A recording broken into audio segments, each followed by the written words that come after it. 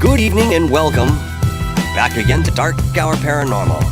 I am your host, Michael Roser, and tonight, folks, I am absolutely enthralled, beyond excited, to have Elisa Medhus of Channeling Erik back on the show tonight.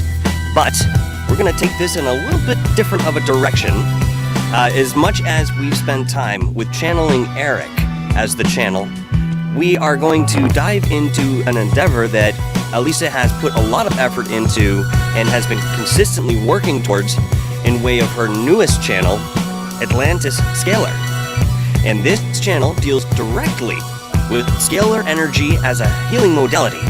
And I'll be honest with you, since the moment she introduced me to this, I was fascinated by the prospect and the idea that this was something new. This was something at the forefront, perhaps, that we've seen in the past, but because of the technology and the implications behind it, this is an incredibly thorough modality of healing, and we're going to get into the details tonight. So I'm not going to make this a very long intro. You can find all the links in the description below if you'd like to go and check out the Atlantis Scalar channel, along with Channeling Erik as well. And then, of course, Elisa is a very prominent author in the field, and she has many works under her belt, and we can talk a little bit about that throughout the show. So if you guys are interested in checking out some of her literary work that she's put together, which is also fascinating, I certainly encourage you to do so. Now, without further ado, drum roll somewhere, not in here, but it's out there somewhere, folks, I'd like to bring back in full swing Elisa Medhus. Elisa, how are you today? Oh, you guys don't talk to my kids because they know all my flaws. So, okay, he pumped me up real big, but boy, you guys don't even know how clumsy and flawed I am. But that's okay. We all Well, are. that's what the green screens are for. That's what the smoke and the mirrors on the left side. There you go.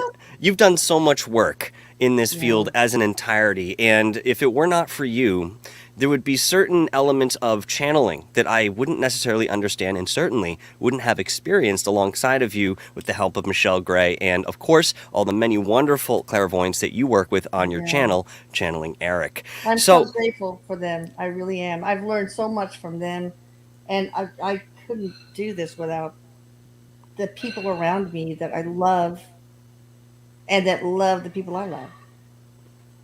and this is the life that you've created for yourself. It's what you surround yourself in. And of course, we see the representation of those decisions in your presentation, in your beautiful energy that you exude when you start talking about these type of things. And again, this is a lot of work and time that you put into this. And I know that there's a very large reason, very significant in way of our development as a human species moving forward. And perhaps this is why you do exactly what you do.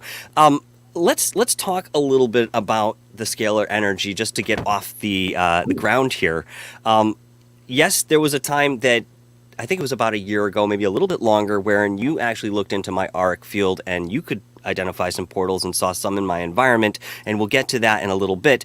But to start with, can you give us an overview of what scalar energy is in respect to the modality that you propose and how you came about using this in healing in respect to, what we understand it to be originally? And again, just to throw this on the top, what led you to pursue this avenue of interest? That's a really good starting place. So, I've always been a humanitarian. It's why I turned the tragedy of Eric's death into a way to help people who are suffering like me because, I heal best when I help others. So Hmm. that's that. And then I get an announcement from a relative, I can't say, share who, that he is dying of two types of terminal cancer and he was planning his end of life stuff. And I just love this person so much that I just I, I couldn't fathom being in this world without him on this planet. Okay, Hmm. so I researched, spent so much time researching. Oh God, Google University, and I learned about scalar energy. I heard about scalar energy and Tesla and all that kind of stuff, and Hmm. and Robert Maxwell. But I found out that it can be used for healing, and the reason is that scalar energy is quite different. It's not part of the electromagnetic spectrum at all. It is informational energy. It carries information over infinite distances. It never degrades over those Hmm. distances at all. And so it's the same kind of energy we that our thoughts are, basically. You know how thought creates reality? So Scalar this is energy creates so this is on reality. the same frequency as our thought, is what you're saying. Right. And Okay. really scalar energy is the same kind of energy Reiki healers use. So it's not the same as, you know, ultraviolet rays or microwaves or cosmic rays. It's not the same. It's different Hmm. because it carries information. And interestingly enough, it's helical. Just like Yeah. DNA, which is also informational, is helical. So, I decided, okay, I don't want to help him. So I got a scalar energy generator, a transmitter, and a receiver. And in the scalar field, created an intent script, has thought creates reality, right? Hmm. Like all the DNA, in so and so's physical body, cancer cells is destroyed. You have to say it is that, because it's like the law of attraction. You have to say it's done, not I want it to be, or you Correct. have to do this. You have to say it's done. Hmm. And the blood supply to all cancer, all tumors, and so and so, blah blah blah, is blocked, et cetera, et cetera, et cetera. So, I decided to try that, and it was really amazing. I don't know, understand why this guy's still alive. It's amazing. His the tumors have shrunk. Oh wow. They're not gone because there's spiritual contracts involved, of course, but Okay. it was so gratifying to me. So I thought, well, I'm a doctor, and if I went back to practice, I could make a lot more than I'm making now. But I don't care because I don't want pushing pills and recommending CAT scans and all that stuff. I want to really try something different that can be done remotely, and it Hmm. can be done even when the other person doesn't know, because we always get permission from the higher self. So if a person has a child with autism, we don't have to tell the kid. We just do it, and we get permission from and that's really an interesting story, because autism, it's been remarkably effective in autism. I mean, teachers are calling the parents saying, I don't get it because your kid is losing her um, her autistic qualities. I mean, Can we and more social, etc. can we look at scalar energy as a healing modality and perhaps slap a label on it like a panacea of some sort if we use it correctly? No, no, it's 98% effective, 96 to 98% effective. But there are certain things that can make it not successful. For example, the biggest thing. Well, there's two big things. If you have irrevocable spiritual contracts that you still have to learn from, so we have the age reversal thing where it's really amazing. If people get younger, look younger and younger, but if they have a situation with vanity that they need to learn from, then it's not going to be as effective. Um, the one person with cancer that I'm dealing with, it's Hmm. working really well, but I don't think that person's going to be cured because the spouse has a lesson to learn with humility. I mean, he's going to have a longer life, etc. So there's that, but also you have to deal. Remember, this is thought creates reality. It's physics, okay? Thought collapses the Schrodinger wave equation to change energy waves, and we're all energy, okay? I Hmm. mean, Einstein called matter frozen light. Everything, including us, we're all energy. So, thought and that includes the intent scripts that I use, like 22 pages long. It's just really long. Um, will change the waves of that person's energy into photons, which are particles. And those Hmm. particles, in accordance with the script that that I've developed, partly with my medical knowledge, etc., reassembles all those particles reassembles to create new realities. Mm-hmm. Reality is full of abundance, abundance of health, of love, of wealth, and that's one of the cool things that I see in scalar work is that um, oh God, there's so many things that the step one does. Mm-hmm. The main thing is something called portal work.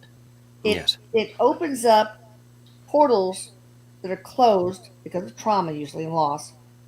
That should be open, and those openings in your energy and the energy of your home, your possessions, every life form in your home, from it out from those holes, those portals, once they're open, comes abundance and streams of consciousness and creativity, etc.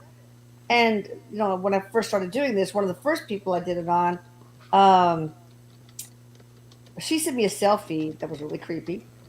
Um, that she did, and she was so alarmed. There was this hideous looking like dark entity looking over her shoulder, and it was oh god, it scared her so badly. So anyway, Eric and I worked on her.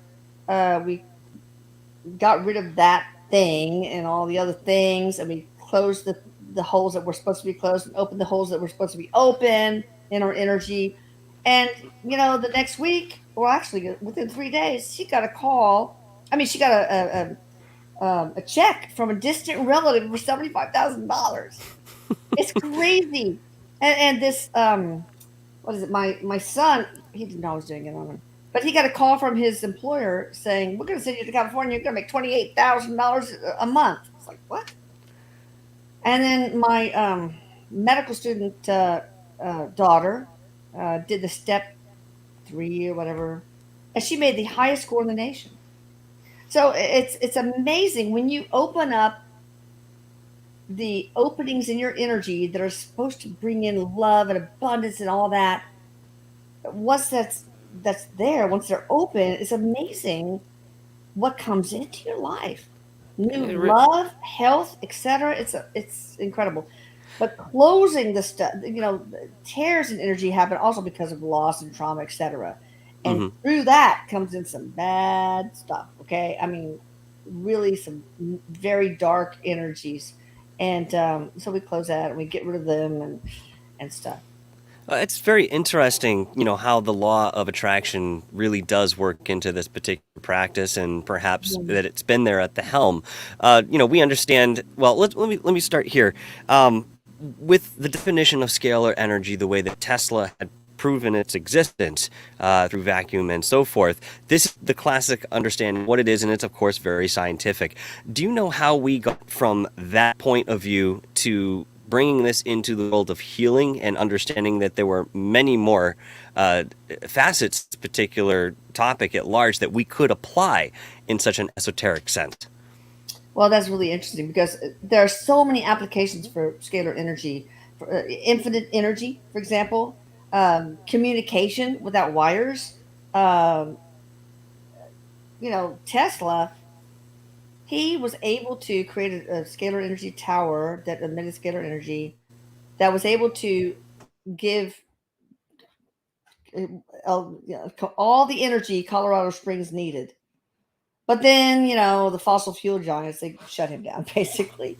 And he was able to create a scalar energy little car that was able to go on forever. I mean, just so how it got to healing, I think that I'm kind of on the bleeding edge of that. Hmm. Maybe there have been others, but I haven't really looked into it because I don't have time. I work like 14 to 20 hours a day Hmm. in my she shed. I got a she shed with a scalar energy transmitter and receiver. I have to have these certain like thousands of dollars worth of special crystals to augment the scalar field. I have to play certain tones. I have to change from one frequency to another. I have to have a very elaborate script, for each person. And one of my latest achievements was all for myself because my husband's like freight train snorer, snorer, snorer. It's awful. And I'm a light, oh God, I'm such a light sleeper, but he snores every night. And the worst kind of snore of his is like, it's just really irritating. Okay, so I put in the Scalar field amongst like the rest of the 22 pages, like so and so does not snore anymore. Is just free of snoring. And since the day afterwards, he has not snored since. It's oh my god, I'm so grateful. I can sleep soundly. I used to How be the interesting snorer, is but that? yeah, it turned. I used to be the one that snored, but now I don't. Well, see, we're having, examples of how this can be applicable not only in a very large way, but, perhaps make life a little bit more convenient and take some of these little eccentricities, I would say, away from us in way of bad habit or something that's undesirable. And that's really curious. Now, bringing it back to Tesla for a moment, who had obviously brought scalar energy to the forefront of our consciousness, he believed that this was actually the foundation of what the universe is comprised of. So, I mean, we have other names today for this particular energy, and sometimes energy is just a blanket label for that. But that being said, could you tell me a little bit about your relationship with him in spirit and how he has helped you personally along this path that you are now bringing in front of us? Yes, I do channel a little bit, but I'm not very good at it. But we did have an interview with Tesla, Mm-hmm. and also with oh gosh, what's the guy who well, I can't, it escapes me now, but yeah, he taught me a lot. He guides me in picking out the frequencies and how long to stay at each frequency from 1 megahertz all the way up to 8 megahertz. Oh, And wow. it's also well known that starlight, that's scalar energy. Sunlight, it's not just thoughts and energy healers and stuff. Is actually it is the energy of stars. And guess what? We are the energy of stars too. We are. By default. By default. I mean, our basic composition, we have stardust within us if you want to simplify it in that respect. But, Yes, you know, exactly. and then we come back to the whole idea, and it's very difficult for us to wrap our heads around. I think our mind likes to really compartmentalize some of these concepts, and if we're able to at some point step back and look at the entirety of these networks and how they kind of intermesh. But when you take something like thoughts manifesting, or you being such a master of your domain in way of physical affect, we really start to see the bigger picture here. And I find it very curious that we've had this modality of scalar energy healing. It's just another one that's been offered to us, or perhaps that we've kind of come up with to proceed and push ourselves a bit forward within our evolution. Now, is this particular modality reminiscent of something in the way of ancient knowledge, or is it more of a modern interpretation of healing? I think that there, since ancient times, the mystics, etc., there have always been healers, medicine Mm-hmm. men, Native American practices, curanderos, etc. And I think they probably use scalar energy, but they do it through their thoughts. They don't Mm-hmm. need, like I do, Mm-hmm. the transmitter and receiver to do this. So I think this has been going on a long, long time. But now, not my purpose. I don't want to sound haughty, but it seems like now, for my own comfort, I have to put some science behind. I have to understand it from not only a spiritual standpoint, but also from a scientific perspective. Just like when Eric died, I needed to understand not only in spiritual terms because I was raised by two atheists. I wanted to get the science behind consciousness survival. So, Mm-hmm. yeah. I never thought anything was wrong with looking at both sides, the intuitive and the scientific. Now, we understand that many people will sit on one side or the other in way of their anecdotal evidence or even some of their research. But I've often found that one begets the other. And if something doesn't make sense intuitively at the time you're into the science, it might make sense later on and vice versa. So there is certainly a very deep relationship between the two. And perhaps, again, if we step back a little bit, we may be able to see them as the entirety that they are, while we're still understanding that they are Oh, compartmentalized you're to such a so degree. Michael. You are so brilliant. You Listen, really are. I mean, golly, you. are so eloquent, and you know your stuff. Okay, so but yes, I agree. I Thank you. think that science and spirituality are bridging now. I mean, Hmm. we had the mystics, we had the ancients, we had those ancients that could actually meditate and take themselves down to a subatomic level, and then also at the same time, bring themselves out to to meditating and traveling to the stars and other galaxies, etc. And then mechanical science came in and sort of set us back a little bit, saying that this is the only truth and that all that other woo stuff is not true. But now, then quantum physics came, and then all of a sudden, now we have scientists realizing that there could be parallel dimensions.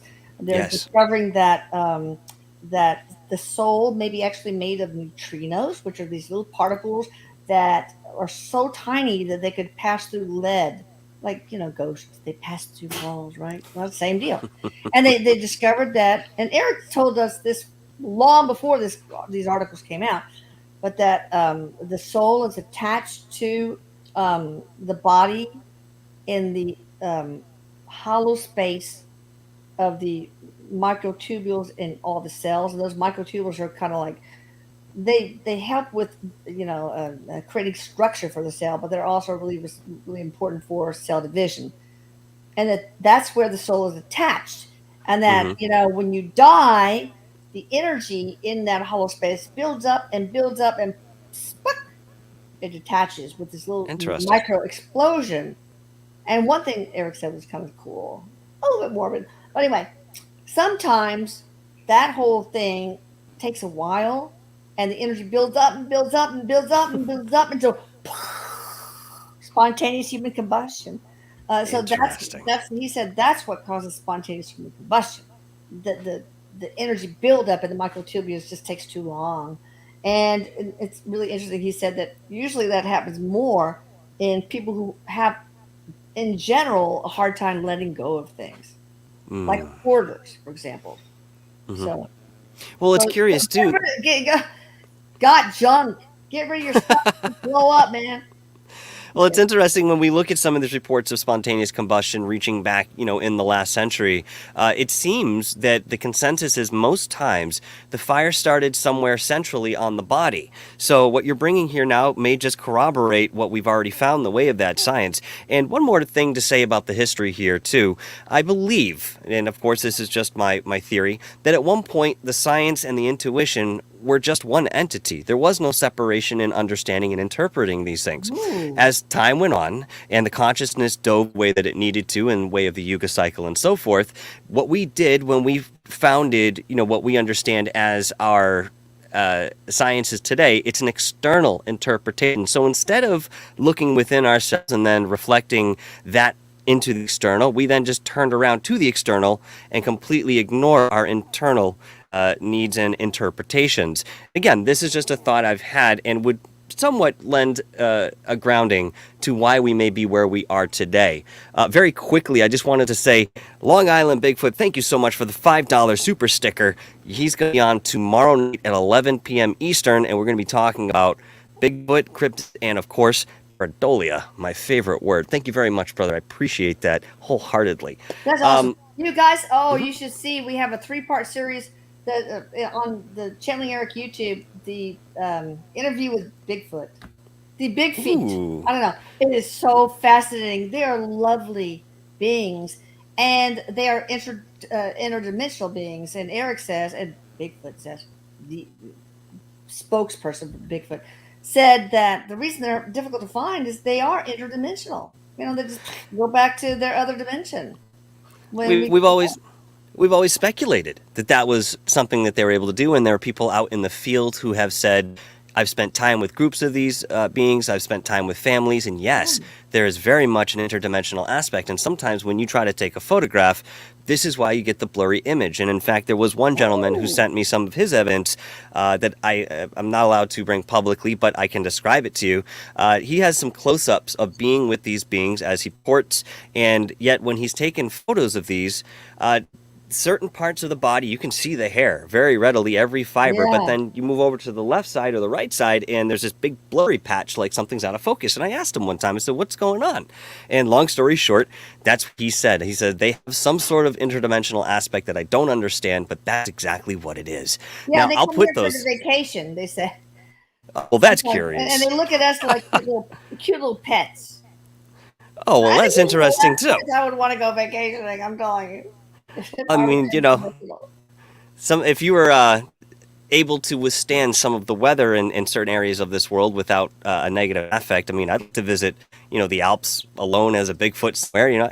I see the draw in some respects, Ah, but I would love to talk to you more about that. But folks, as she mentioned, they've already done a show on this, and I will provide after the show here those links down below so you can check out some of those incredible readings. And I want to say too, very quickly, if you're not familiar with Elisa's body of work, she has had readings and attempt these contacts with some very prominent figures, and some of them are political, historical. Some of them have just had certain impact here in the world, and we've reached out to them, and I've learned a lot from some of these interviews, if you would call them that, in the way of channeling. And even when I first found her, it was just a website at the time, back early 2012, 13, something wow. like this. Yeah. And I was reading the dictated versions, and I was blown away. And now I've got the channel, so please go and check that out. Now, coming back to the portals and the scalar energy, how might one acquire holes or portals within their auric field? And if they are carried and manifested from one lifetime to the next, why is it a necessary experience for us? Why can't we just wipe the slate clean as we go from one physicality or one body to another? Oh, we have to have contrast. We have to learn. We can't understand. We are here to remember two things, according to Eric: how to love, but more importantly, that we are love. Love is the most powerful energy, you know, in existence. And I actually use that love power because I feel such love for the people I'm working on. And I put that love into the scalar field because it transmutes energy and with the intent script helps to co-create the new realities for these people of, getting rid of diabetes or whatever. I'm not on antihypertensive anymore. I used to be on two big antihypertensive. My blood pressure is completely normal now, so it really works. Wow. But what was the question? Uh, how might one acquire Oh yeah, these right, portals right. and so forth? And if it, yeah, we Yeah, could kind of answer yeah, why it's necessary. Yeah. right, right. So in other lives, of course, we have traumas, and those traumas have opened up holes, tears in our energy, and it's Hmm. closed up the good portals. And very often in our current incarnation, we get that trauma from another life, future or past, but usually past, triggers us. Hmm. It's very common for. I had one person whose kid all of a sudden became suicidal when he was 21 years old, and it's because he actually committed suicide when he was 21 years old in the previous life. So so there are holes in that, but we have to have this pain. I wish we could just get the cliff notes, okay? But if you want to understand love, you have to understand the opposite of love, which is Hmm. fear in all of its facets. If you want to really get the aspect of cold, you have to feel heat. Okay, so we are tendrils of source. Okay, sent down here to experience that contrast. So we make decisions. Okay, you are going to betray me so I can understand loyalty. You're going to do this, and so I can learn the facet of forgiveness, for example. So so basically we have to experience every facet of fear, hatred, jealousy, betrayal, whatever, in order to learn all the facets of love. That's all. That's what it is. And Eric describes it with his brownie. I'm getting hungry now for a brownie. Brownie analogy. He says that God, Source, he, she. I think it's a she. It's not gender. No gender. But anyway, had to. use split itself or off and incarnate into human bodies so that she could understand the concept of love Hmm. experientially. Okay, it's like you can't just take the chemistry course; you have to take the lab too. So it's like a brownie. Okay, so yeah, you can, like God, trying to understand love, read a recipe book and see a picture of a brownie and look at the recipe and see the ingredients. But you have to buy the ingredients and you have to mix them all together in the right way and get batter all over your hair, whatever. You have to put it in the oven, burn your fingers, maybe like I do. Create a little smoke disaster in the kitchen, and then you let it cool off, you ice it, and you take that bite, and that's when you really know what a brownie is experientially. And that's what we're here to do. We have to burn our fingers. We have to get batter in our hair. We have to, screw up the ingredients and have to toss it out and do a new batch sometimes. But that's what it's all about. It's contrast the human experience. It seems to me that these bodies are really just vessels for applying knowledge that we've already known. Many times we've heard that we know everything that there is to know and ever will. So the next logical thing to do was to apply this in a different way of experience. If you look at a dream and let's say that perhaps you exist in a dream state, there are many possibilities that, perhaps are not readily visible in the physical world, but you return to the physical world after you have the dream. Perhaps in the dream you're dreaming of the physical world or vice versa. But again, here we go, one begets the other. It's again just a very curious point here to see how Mm. much this goes right into the thoughts manifest and how we're so responsible for certain things. I remember when I was very young, I must have been 12 years old, and I was a very angry adolescent, as many people are getting into that age and starting to discover who they are and rebellion and so forth. And I remember the moment I realized that your thoughts are not protected from manifesting. And, here I was walking around expressing my anger, like, wow, F this guy, or, thinking something about that person or whatever the case of was at the time. I realized that, oh my God, I'm responsible for these thoughts too. And it came in the way of, God can hear your thoughts for me at that time. And I sort of understood what that meant, of course, understand it on a much larger scale moving forward as I've gotten older. Yes. Here we are with things that we do in life, contract that we decide to get into, and when we come into the physicality, whether we finish those or we accumulate more trauma or maybe even brings positivity into life just based on our experiences here, we still carry them into the next existence. Maybe it's not acted upon within spirit, but we have these set of parameters that we're now going to enter into the next life. Like your friend that you mentioned here who had said that he felt suicidal at the age of 22, and this is a reflection of what happened to him previously. It Right. obviously didn't have anything to do with this life per se, but it was something that he may have chosen to tackle and finish in this life with Yes. that in mind. That's true. You have to be aware of your thoughts, people. I had this nurse that actually was the nurse for my parents who were doctors. She gave me my kindergarten shots. Anyway, she was my nurse too. But while she was with my parents, since she was 22 years old, it's like I'm gonna die. I feel like I have colon cancer. I feel like I have colon cancer. Please scope me, scope me, scope me, scope me. She got scoped so many times. She probably had road rash up there. But anyway, so guess what she died of?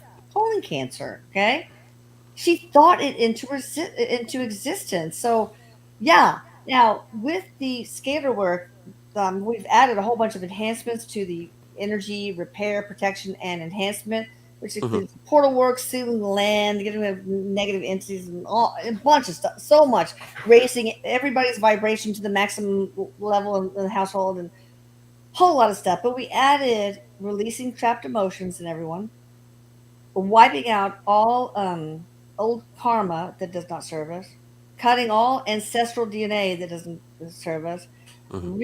finding and reattaching lost soul fragments, anchoring the higher self into your energy body and getting grounded. And I can't remember something else.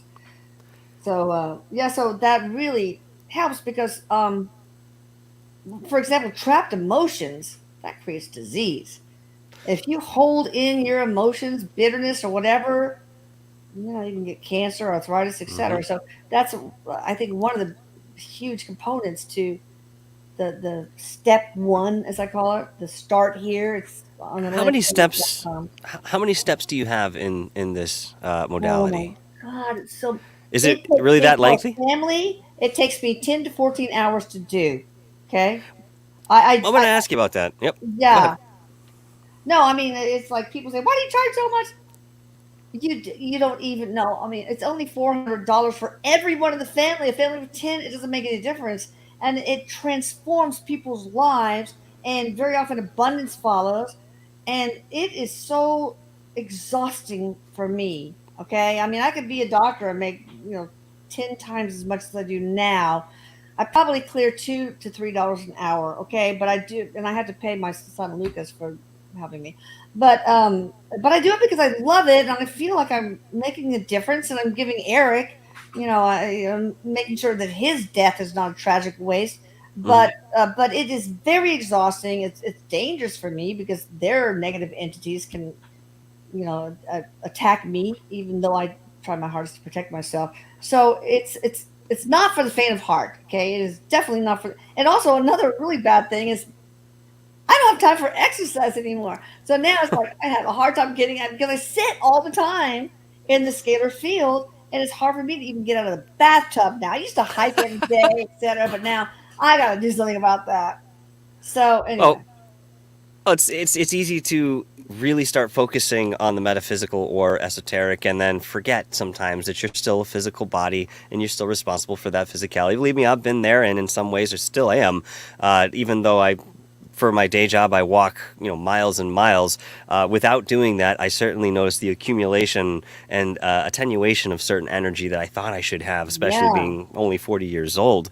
But what are some of the consequences of not acknowledging and sealing or opening these portals within our auric fields and our environment? Is there a backlash for doing this, or do we just limit ourselves in way of perhaps our potential here in this incarnation? oh, definitely limit your potential, your ability to have abundance of any sort, of health, of love, of self love, of creativity, of youth, of any kind of abundance. There's so many types of abundance. But when you have energy tears, then you are vulnerable to the darker energies, Hmm. leaving those and getting into your life, attaching to you, creating addiction, depression, anxiety. Um, I'll give you an example. This one of my very first clients, beside that one told you about, was a family, a father and a mother whose child, young, like I think she was 18, 19. They were going to put in, institutionalize her because she Hmm. was just psychotic, and medicine didn't work, therapy didn't work. And so they were going to, involuntarily commit her. So we worked on her, and within a couple of days, she was completely normal. And she's pre med. She's so happy. We talk all the time. She loves her job, and her very first job. And it was so transformative. Um, ugh, so transformative, and it was because negative entities, these dark energies, were harassing her, and making her hear things. And a lot of these people, like schizophrenics who have auditory hallucinations, really they're hearing. Well, sometimes they can be channeling guides, etc. But sometimes they have this paranoid schizophrenia, etc. They are um, they're listening to the voices of these darker things, and these darker Hmm. things. I would never have believed that these darker things could exist. I'm gonna try to find that picture while we're talking, but they do, and they can really make people addicts, drunks, etc. It can tear up relationships and so on. So there's a very direct connection between uh, these open portals or closed portals and negative entities. Now, is that something that someone accumulates during a lifetime, or is this perhaps something that's accumulated in Oh a no, I different think existence altogether? yeah, I think it can be both. You know, Hmm.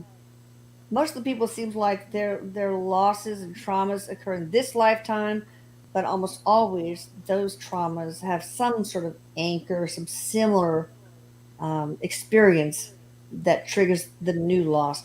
Here's the this person I'm talking about. Okay, that's the selfie. Okay, Mm-hmm. you see that creepy In thing the back, in the above her back, head. kind of like Marilyn Manson. Nope, Yeah. that is a negative entity. Well, that came out pretty clearly. Yeah, I mean Wow. that is some creepy stuff. So it's dangerous Huh. for me. I remember before when I was first doing this, I started feeling so sick afterwards, nauseated, pain everywhere, and then I would take a bath and empty out the tub, and there would be a black ring. It was creepy. Was it So like now I toxins? have better ways to protect myself. But I remember one time I forgot just for 5 seconds to say the prayer of protection, Mm-hmm. and that night, this this thing um, came into my bedroom. This black blob with glowing red eyes, zooming around me and zooming into my face. Hmm. I was so scared, but I knew that's what they feed on. They feed on fear. Okay, that's Mm-hmm. what they get their energy from. They're from other dimensions. And Well, so that was pretty scary. So it's a little bit risky. so, I mean, there's certainly an inherent risk for the person playing the part of the healer in this. And of course, working with Reiki and energy at large, I've always been very privy to the idea of cleansing yourself after you work on somebody. Sometimes the energy can accumulate onto you. But you're Yeah. suggesting that opening and closing and working with these people's arc fields, that these things can, obviously you detach them in one way, shape, or form. Maybe they're looking for another place to go, so they immediately jump onto you. Sometimes, but I've gotten better at defining my prayers of protection. Mm-hmm. But we've been working on our backyard. They dug it up, and apparently it's very common on an ancient burial ground. There's ancient burial grounds everywhere. Okay, it could be from 300,000 years ago. It doesn't make any difference. Right, right. And I had so much trouble that I had them actually, and it's on some one of my videos. I can't remember. They would pinch under my eye and just make me have black Oh, eye. wow. Or they would take my thumb and bend it back and sprain it. I mean, they really can do some harm. Not fun. But anyway, that hasn't happened to me for a long time. So, I mean, I've sealed my property and closed all the open portals that need to be closed and such. So, As it would be necessary to continue doing this type of work, of course, protection is paramount. Can you yeah. explain a little bit about how closing some of these portals within our arc fields and environments can help us manifest abundance? Because you've mentioned it a little bit, but I'd like to go more into detail if you could. And I may have already asked you this in a different way, but is that necessary for us to reach our full potential in life?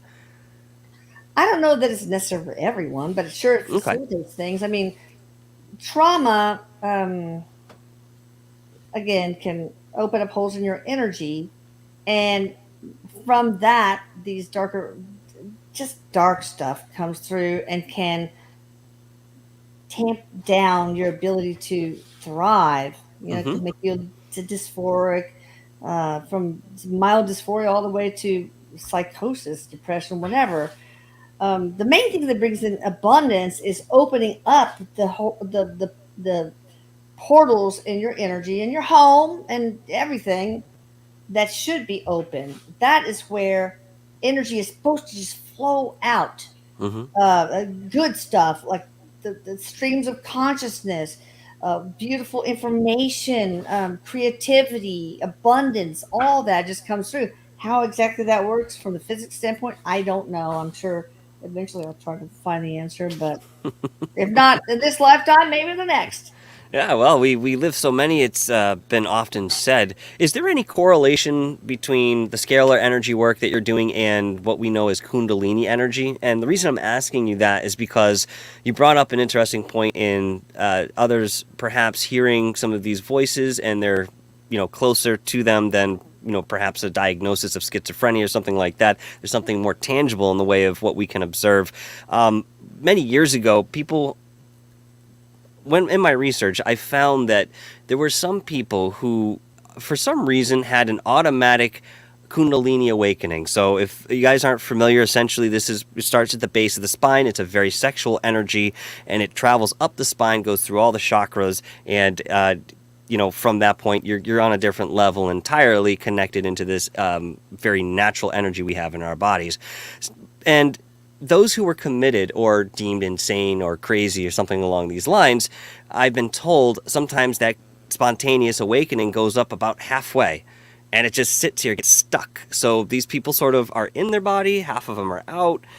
Is there any correlation with the scalar energy and Kundalini that you have observed? I'm not sure, but my feeling is that a Kundalini awakening blasts open. I mean, all the energy, it releases all the trapped emotions. Everything flows, and portals that should be open just blast open. I don't know though, but you have to adjust your energy to it. We have a service for awakening Kundalini. We have activating DNA and all that stuff. But I have to warn people that sometimes there is a temporary emotional response to that. Um, Anxiety, etc. Because they're all of a sudden raised. Their energetic vibration is just so high, and they've had to be brought up from a lower vibration so quickly, ramped up so quickly that sometimes it takes some getting used to. But That makes sense. I'm not an expert on Kundalini energy at all. No, I was just curious, if you had heard something or you'd observed it yourself. And of course, these are things that we bring up, we propose, and perhaps, down the line here, we do find something just because we mentioned it and brought it to the forefront at one point. It's Right. there in our consciousness. Yeah. Now, I can understand wholeheartedly how this really applies to human beings, perhaps other species of sentient or living beings that are, walking amongst the planet, so forth. But you've certainly made it very clear that this also translates to possessions, property, your environment in general. I'm going to ask you this question out of sheer curiosity. Now, if I were to visit a place that has seen the loss of many human lives, perhaps a battlefield, okay, what type of location? I'm sorry. What type of? How do I want to say this? I'm sorry. What would this location look like in way of the open portals and traumas? And I think the bigger question I'm trying to get to is when we see certain paranormal activity happen, for example, in a battle, some of it we mark down as residual, no sentient behind it, and some of it is conscious. Is this particular paranormal phenomenon present still in these places because of what's going on in the scalar field? That's really interesting because we have something called the portal and entity count, where we do a count of all the um, open portals, the closed portals in the energy body and in the home and in the land, and whether their curses been made on land, because curses are thoughts creating reality too, right? Yes. Yeah. And whether they're earthbound spirits and what is wrong with that land, like is it on ancient burial grounds? Have there been family feuds? Was black magic performed there? Are there curses involved? Was there ceremonial sacrifices? Mm-hmm. All sorts of stuff. And it seems like a lot of them are in wherever the Vikings were. My husband thinks he's an ex-Viking, but anyway, it's there's so much bloodshed and just bad mojo there that land has portals that are so open, and some of them have. I quit counting after 10,000, over 10,000 negative entities, over 10,000 open portals, over 10,000 closed portals. It's just crazy, and they always have earthbound spirits that get stuck there. Maybe they died in one of the sacrifices. Maybe they were the soldiers that died in one of the wars. Maybe they just Mm-hmm. lived on that land and were affected so much by that black, dark energy that they committed suicide. That's really common, So, and I've had families that move into a new home and then all of a sudden things go to crap. Everything Mm-hmm. breaks. Their pet is going nuts. Their kid is suicidal all of a sudden. It's because of the bad mojo and all the open portals that and so that's what we do too. Is we seal the land. And we transition the earthbound spirits into the light. And oh God, there's probably 20 or 30 things that we do um, in that one step, in that first step. Do you believe it is your right, or perhaps I wouldn't use the word purpose, but your aim or your goal to apply this to a larger location or plot of land? And I'll give you the example for a thought here. We have the Bridgewater Triangle here in Massachusetts. This basically is a triangle that encompasses about 400 square miles that has always had paranormal activity. And at the very center, there's a place called the Hockomock Swamp, which was very instrumental in King Philip War and this history, very dark, dark history that happened in that area. Have you ever thought of perhaps trying to write something that has happened on a larger scale like that? And again, is it even our right to do that, though? Well, I mean, if it works, then it probably was our right. It can't hurt to try. But I had this global, this frequency set and script that I did, every day for weeks and weeks and weeks, because Eric wants me to do global issues to heal the collective and Mother Earth. And I don't know if I made a dent, but another thing I would like to do is maybe take one city and just target the homelessness. So he wants me to actually do global issues, several times a year. So yeah, I guess it can be done. I'm very new at this still. I've only been doing this for a year. So, but it would be nice. My dream would be to get a whole bunch of these scalar machines and have a script and a photograph representing some big problem like homelessness or whatever, or domestic violence, and just run it 24/7, 24/7, and 24/7. Just like get a storage shed, a storage facility, and just have 30 machines. But they're really expensive, so I have to. I like where you're going with this, by the way. Yeah, I like that idea. I think it would be nice, but I don't yet have the finances for that. But I will. I'm saving my pennies. When we get my freaking pool done, then maybe we won't be. God, it's expensive. Yeah, but the thing is, even if you were to garner all of this instrumentation right now, you would miss the whole process going up and, getting one of these machines, two of these machines, what you're learning by having two, and then you get the third and what you learn by having the third. The journey, up to that point where, yeah, that's the end goal. Perhaps you could create something of such magnitude, but, you're going to learn how to be effective with what you have in that way, perhaps more so than if you had just been given all of this right now or able to afford all of it at a drop of a hat. That makes sense, yeah. It's the journey, my journey too, and the journey for the collective, and the journey for the people that we're trying to help. So, yeah.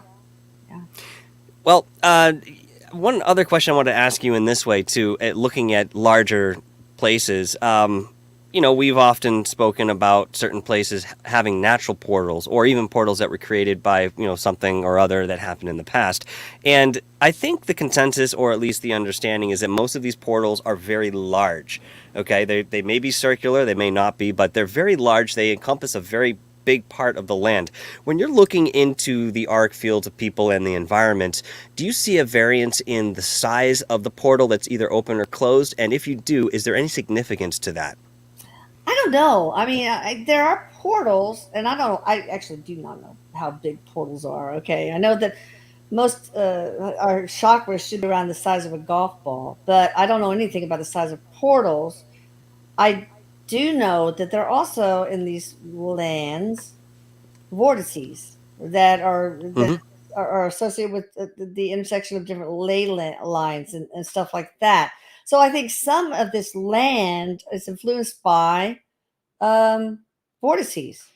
And some of those are created maybe by extraterrestrials. Some of them may be natural to Mother Earth with ley lines, etc. So that's all I know.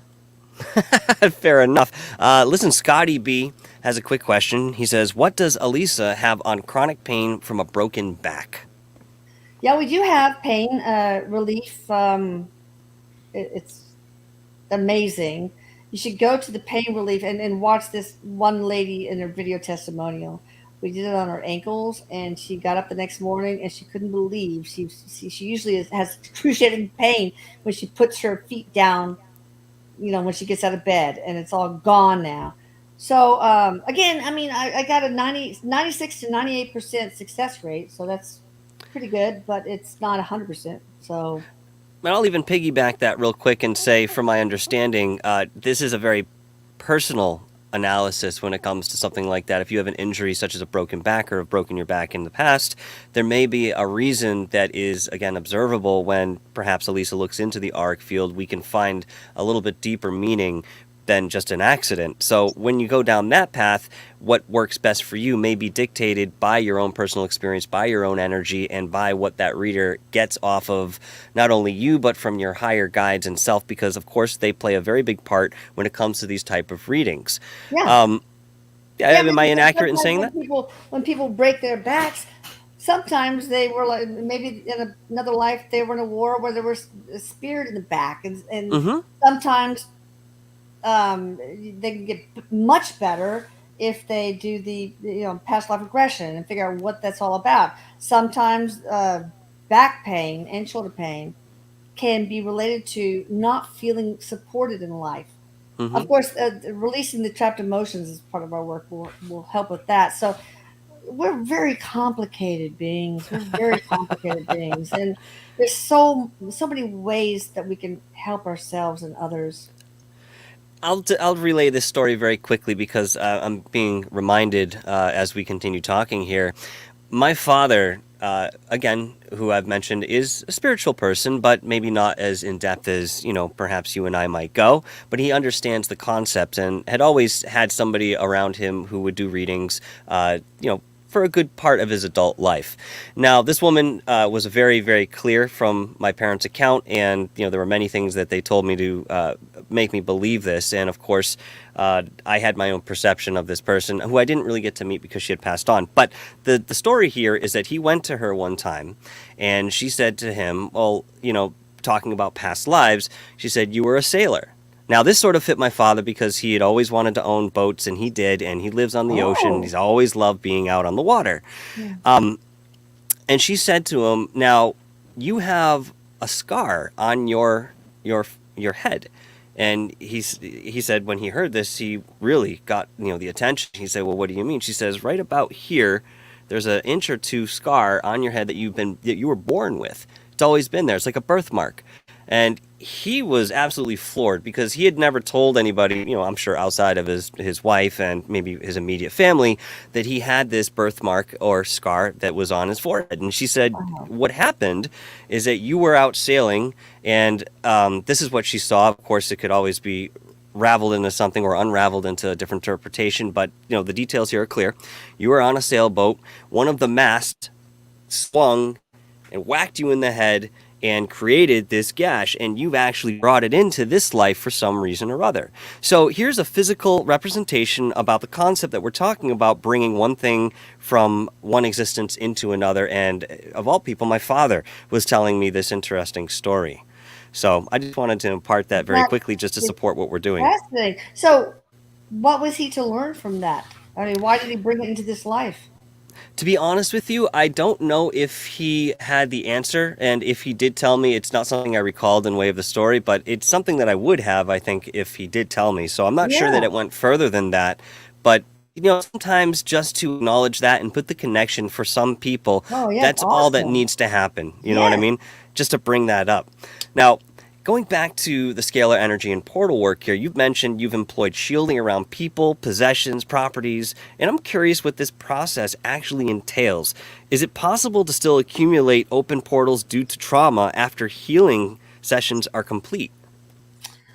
Well, I've done counts on people afterwards. I mean, long afterwards. Mm-hmm. And every once in a while, you'll have, somebody go from 500 and something to one. So it is possible, but usually it's zero. Usually the shielding, and there's so much shielding. I can't really share very much about it because it's very complicated. But usually it's really effective. Now, I've learned that I think it's really important to like going to the dentist. Like you get your teeth cleaned Mm-hmm. twice a year. And I think it's important to take care of your energy too. And so that's why we have a tune up. maintenance kind of program too that people can do. So So what's that if that there's like? anything that's open portal here or there, or anything that needs to be taken care of, it's done.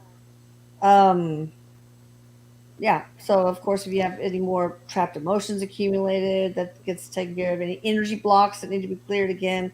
If your energetic vibration needs to be brought back up to its maximum extent, Hmm. that's done, etc. So, it's like getting an oil change in your car. Are you in a state of meditation when you go through these sessions with people remotely or otherwise? No, I have to be. I have to have like thought creates reality. I have to have my intent Hmm. razor sharp in the scalar field. I really have to only think about what I'm trying to achieve for the person I'm working on. I can't think about, oh, did I leave the iron on or something? No, I can't do that. Hmm. Otherwise it'll take me forever. It already takes me forever. But no, I really have to put that thought and, of course, love. That's very important. Love into the scalar field. I know it sounds sappy, but love is an energy. I mean, Einstein, and it's before he died, right before he died, actually, was trying to create an equation to define love, that energy. But love is a big transmuter of energy. And I found out from a healer that apparently I'm an alien hybrid, and that I had a big galactic life as a healer, and I did use love as my main modality for healing. And so I think it sort of dovetails into what I'm doing now, Hmm. as somebody who loves science and somebody from that background. So, I think love, as the word that we use it, is such a limited word. In fact, I'd call it a junk yeah. word at this point. But it's really what we Yeah. have to describe on a larger scale between each other what this feeling actually is. It's not just about what's in the heart. It's about how you're living. It's about your thoughts behind it and connecting into the Exactly. source and you can abandon yourself in that type of Yeah. energy when it's that positive and it becomes part of you. You are the walking essence of godliness. And I know it sounds pompous the way that we say it, but it's really just our natural right to be able to file Well, I into that. agree. Look, I mean, I think one of the worst things that we were taught as a collective is that uh, the divine is outside of us. Hmm. It is not. It is within us. We are vastly divine. We are whole and part of God. Okay. We are love. We Hmm. are love. And, I think we were so diminished by being taught that we have to idolize something outside of us, when all we need is within us. The divinity is all here in us. And And we're yep. all one.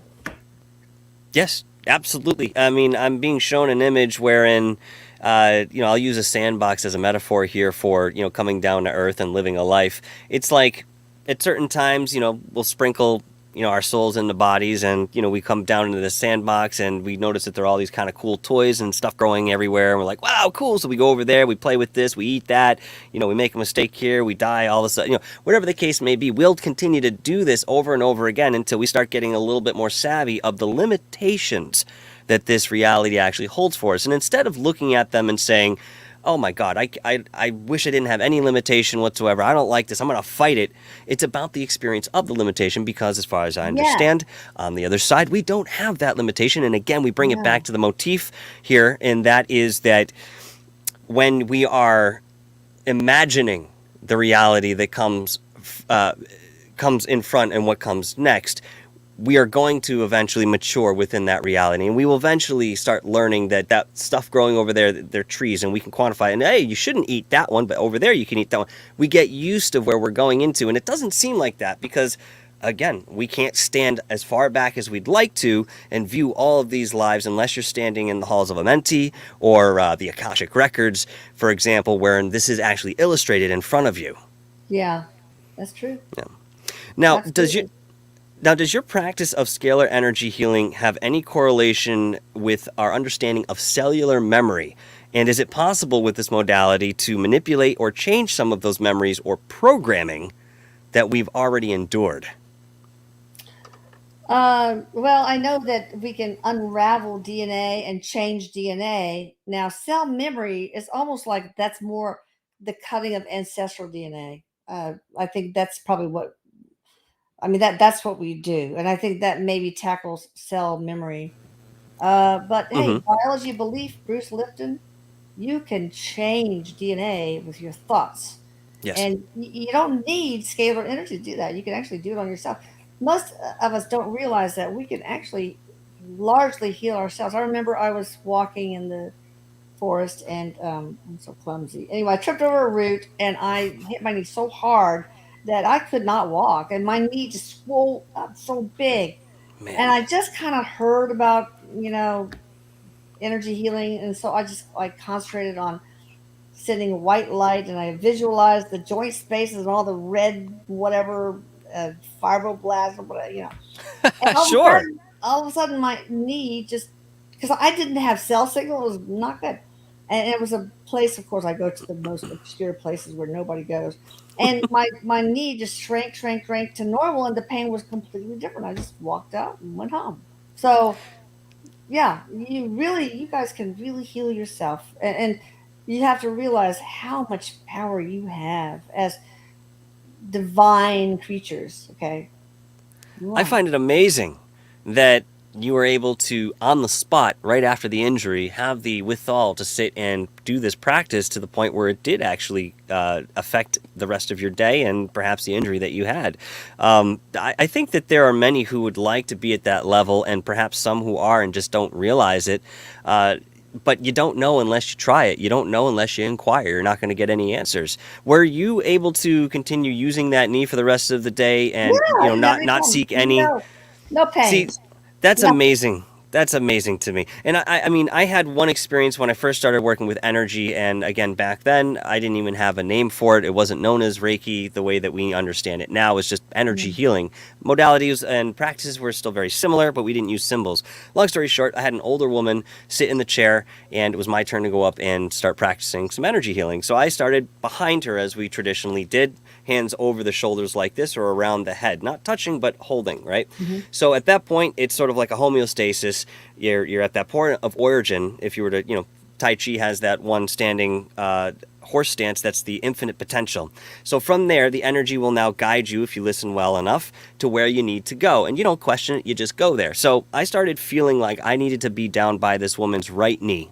Ooh. And at this time, the community that I was that I was working with I wouldn't even really call it a church. I mean, the house itself was dressed as a church, but it was universal in its Yeah. belief systems. So I'm sitting there down by her knee, and I have, let's pretend this is their knee, and I'm just holding my hands like this. I felt such a draw to hold onto her knee. Now, of course, I had to break the moment and ask her if this was okay. She consented, so I lightly put my hands on her knee. The second I did, I started feeling bones like shift like this, and there were cracks and Wow. pops. And she was kind of registering it, but not entirely, because I think she was maybe in a point of meditation or relaxation where it just wasn't as prominent for her in way of experience as it was for me being on the outside, feeling these bones shift. Now, it wasn't something that I immediately addressed to her during the session. We finished this out, we'd sit down, we'd talk about our experiences from both sides. And before it got to be her turn, it was my turn. And I said, hey, this is what I felt. And immediately she voiced herself up, and she said, I have had issues with this knee for years. I've had multiple surgeries on it, and Wow. I felt, to a degree, some of this, what maybe cartilage or ligament shifting around in my knee. And I asked her, I said, well, how does it feel? She says, it feels fantastic. There's absolutely no pain. Now, the curious thing about this woman, and I cannot remember her name, but I'm sure she's not with us anymore today. She did walk with a very slight limp. And it wasn't something, again, that I really took into account. But Yeah. sure enough, I noticed within the upcoming weeks that I continued She to wasn't limping. visit this church, she had no limp. She had no limp. See, that's scalar So, energy, really. I mean, yeah, healing energy is scalar energy. I think it's just Channeling, incredible. channeling the energy from stars. That's all it takes. And everybody has the capacity to do that. And, you know, it's not that hard to do. It really isn't. It's intuitive. It is It's if you intuitive. We are if you can all born silence. healers, really. Some, have stronger abilities than others, but everybody can develop those into stronger abilities. So, I think a lot of times it's about quelling that internal dialogue. and not necessarily Yes. stifling it, but allowing it Right. to be the natural course that it actually is. It's not what's there to direct you, but in way of, what's the word I'm looking for? Sort of understanding. We'll say comprehending. What this is saying to you. It's a streamline on the peripheral, wherein you can reference this internal dialogue, but you have to have the ability to shut it off. And I learned this many years ago, even researching Carlos Castaneda's work, which we all have our opinions Oh, on this yeah. guy.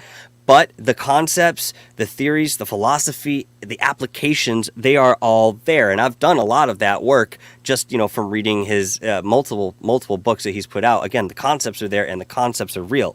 So, it's very curious to look at that in that way.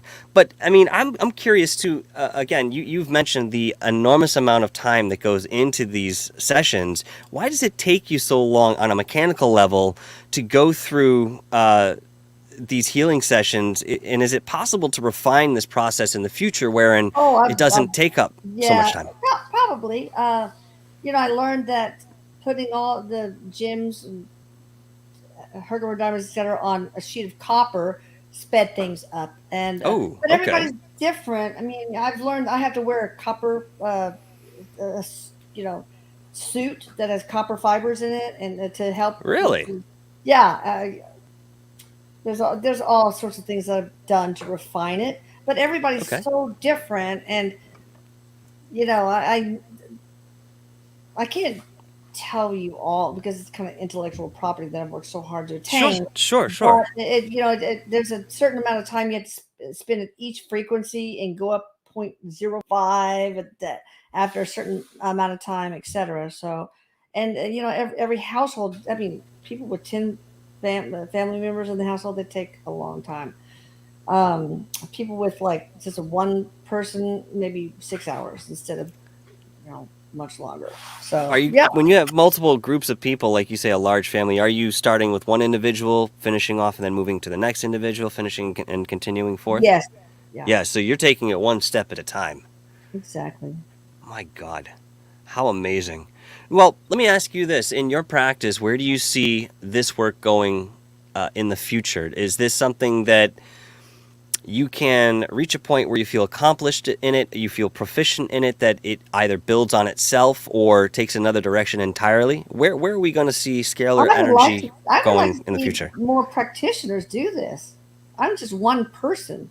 There's Mm-hmm. only so many hours in a day, and so eventually it would be nice to have other practitioners do this. Yeah, and there will be. I Mm-hmm. think this is kind of the new medicine. I really do.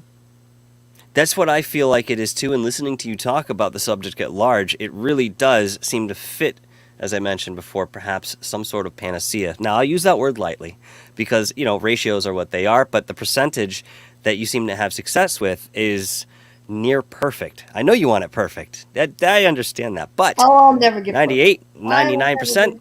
I will it's never get pretty perfect. darn good. But then Yeah, again, there may be a reason for that too, that, you would never attain that level of 100% because, again, you yeah, talk about contracts and how exactly. these things may persist because they have contracts. Right.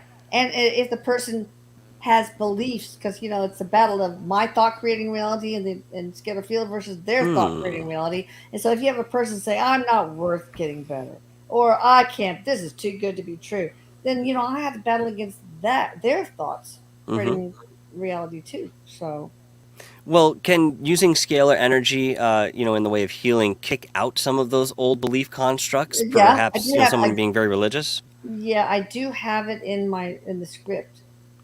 You know, instructions for the skater field to try the best possible to overcome their disbelief and Mm-hmm. their self-sabotaging attitudes. How wonderful. I mean, and what an opportunity, not only for us to receive this sort of healing and information, but for you to be out there displaying and presenting it in such a beautifully eloquent fashion with such clarity. Obviously, you know what you're doing as well, Elisa, and it Oh, I'm shows learning every that, day, yeah. Michael. I am learning. I'm just a humble servant of humanity and always will be, always have been, and always will be. But it's also very important to acknowledge the effort and the accomplishments that you set for yourself. Those goals, they mean something. They build you personally in way of your energy, allowing it to grow larger and stronger, which then gets funneled right back into the work that you're doing. It's just a beautiful cycle in a circular fashion here that, again, really feeds into itself. So, we're getting close to the end of the show, but what I want to do before we go is, number one, ask you if you have anything else that you'd like to impart on our audience who are listening very diligently to what you've been talking about for the last hour and so minutes. And, of course, where can we find you other than Atlantis, Scalar, which is on YouTube, and Channeling Erik, which is also on YouTube? You can also visit the website, I believe it is www.channelingerik.com, if I'm not mistaken. Erik with a K, yes. We have the Channeling Erik YouTube channel and also the Atlantis Scalar. If you search YouTube, you'll find that channel. And it's almost all just video testimonials. They're so uplifting. But I think the main thing I want to say to people is that you deserve everything you want in life. Abundance of love, abundance of health, abundance of wealth, abundance of self-love, abundance of everything, because you are divine and because you are whole and part of God and because you truly are love. So just know that you just are worth having a better life, and so you need to give it to yourself. Absolutely, and I couldn't agree with you more. One of the biggest things that I think we face as individuals right now is strengthening that inner confidence and understanding that we actually do deserve abundance. This is a lesson that I've begun to learn, I'd say within the last 5-7 years, that I've always intellectualized it. It's been a concept, yes, sure, we all deserve abundance, but to actually believe that and allow it to come into your life. Scarcity is an illusion, people. As separation is an illusion too. But yeah. That's absolutely true. It's absolutely true. Well, listen, I'll close out the show for now, but I want to thank you so much, Elisa. This has been an absolute honor and pleasure. You're such a great host, and you have so many provocative questions, and I almost always learn more from you than I impart to you. So I really appreciate you. Well, I appreciate that, but says you, because I learn a lot from you in these conversations. And of course, I do watch your channels quite often. Whenever there's something up, I watch the videos. And some of the Atlantis Scalar videos, they're short videos, guys, 5, 6, 10 minutes, but the information that is imparted from Elisa is something that we can take into our day. If you listen to it in the morning, you can think about it through your day. You're at work, you're at the gym, you're out walking, whatever the case may be. They put these certain ideas into you to give you something more to pull out of yourself. Because again, even as we're sitting here talking, yes, we are two perceived different individuals, but again, we're all energy, we're all connected, and some of this benevolent work that is extended in this way is certainly reflected in other people that you will meet, and of course they will pick up as they are intended to within their path and what they've chosen to do here on Earth. So with that being said, Elisa, thank you so much. I'm going to take you off for just a moment. If you have to go, I understand. If not, I will say my proper goodbyes to you off the air. Okay, thank you. Thank you so much. All right, folks, thank you so much for joining us tonight. My moderators and super chatters, I have the most humble gratitude for. And I have to say, I was really looking forward to this show. And, many times people have asked me, do you get nervous before your shows? You're going on performance, you're going to be in front of many people. Even in the archives, they're going to see what you're doing, what you're saying. And I'll be straight up and honest with you right now. Yes, I've been performing my entire life in one respect or another, and the one thing that I understood and learned pretty early on is that if you're not nervous in any way, shape, or form before performance, you might as well just cancel the performance. It's going to be a bad time, and I don't know why that is, but at any rate, that's exactly what I've experienced. So tonight was no different. Sorry, I'm just grabbing this here to load up the outro. I had sweaty palms before the show.